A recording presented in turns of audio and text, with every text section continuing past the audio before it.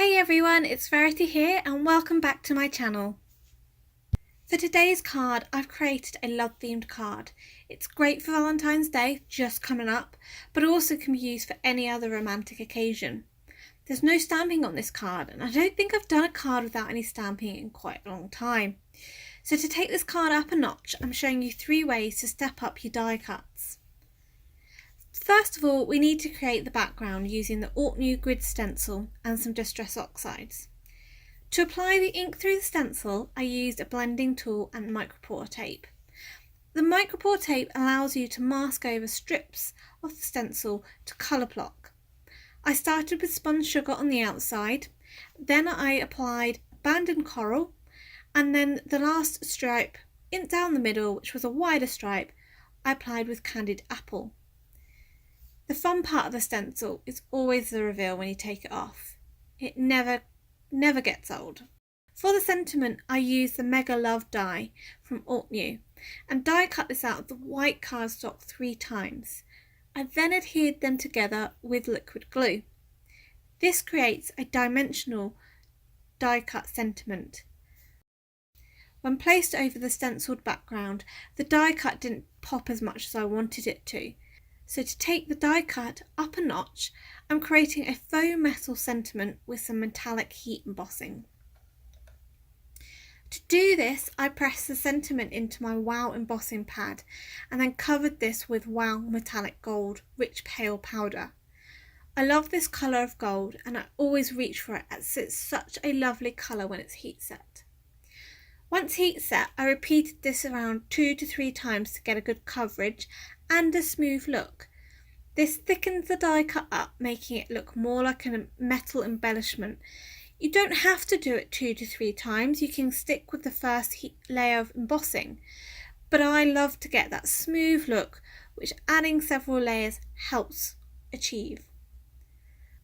For the remainder of the sentiment, I die cut the word U from the fine alphabet die set from New.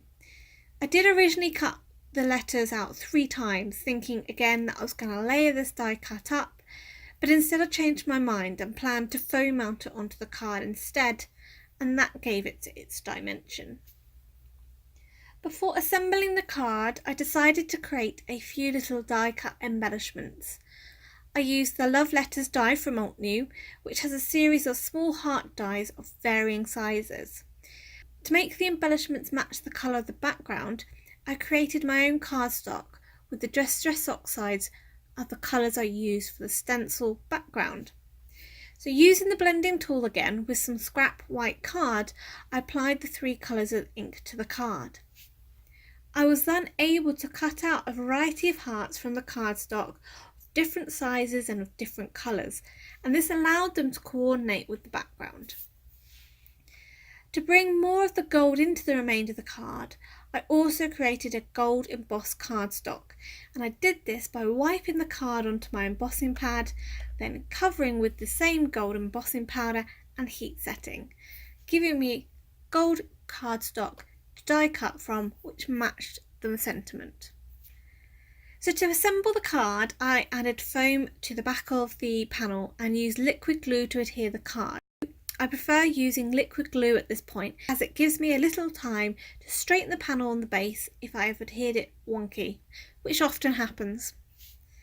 I also used the glue to then adhere the faux metal love sentiment to the card before adding small foam pads to the back of each of the letters in the word U and adhered them down in the right hand corner, overlapping the word love. To adhere the coloured hearts to the card, I used a combination of liquid glue and foam pads. This gives more depth and dimension to the card as it gives them varying heights and it's not completely a one-layered card. To help make the word U stand out more, I used my Wink of Stella brush to add clear glitter over the letters. I then covered the letters with some clear glossy accents. And when this clear glossy accents dries, the sparkle glitter within the Wink of Stella intensifies and it really glistens in the light. Lastly, I added glossy accents over the coloured hearts. This was to give them dimension and shine and make them pop from the stenciled background. I don't often do a card without stamping, but when I do, it's great to find ways to step up your die cuts. Using heat embossing along with glossy accents and wink of stellar gives your dies a lovely shine, allowing them to really pop off the card. You will find a list of links in the description box below. For those living in the UK or EU, you can also shop these supplies at Bumbleberry Papercrafts. Again, a link is included in the description box below. I hope you enjoyed today's video. If so, please give me a thumbs up.